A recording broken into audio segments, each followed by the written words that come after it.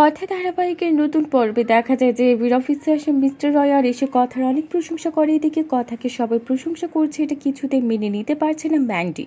তারপর AV mister রয়কে বলে কথাকে আমি কলকাতার বিজনেস মিটিংয়ে নিয়ে যেতে চাচ্ছি। তারপর বাড়িতে চলে আসে এভি আর এসে কথাকে বলে তোকে কাল আমার সাথে কলকাতার বিজনেস মিটিংয়ে যেতে হবে, কিন্তু কথা কিছুতেই যেতে চাইছে না। তারপর এভি কথাকে বলে এটা আমার মায়ের সম্মান। এ কথা শুনে কথা এভিকে বলে আপনি আপনার মায়ের সম্মানের দায়িত্ব আমাকে দিচ্ছেন। তারপর কথা জুনিকে ফোন করে সাবধান থাকতে বলে, কারণ প্রান্তিক আবারও ঝামেলা করতে পারে।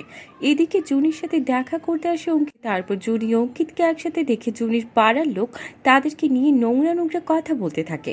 তারপর জুনিকে কিছু কলেজের দরকারি কাগজপত্র দিয়ে সেখান থেকে বাড়ি ফিরে আসে অঙ্কিত। এদিকে এভির মায়ের সম্মান রক্ষার্থে কথাকে নিয়ে কলকাতার বিজনেস মিটিংয়ে চলে এসেছে এভি। তাহলে কি এবার সবাইকে অবাক করে দিয়ে কলকাতার বিজনেস মিটিংয়ে এসে এভি ও এভির মায়ের মুখ উজ্জ্বল করতে পারবে কথা?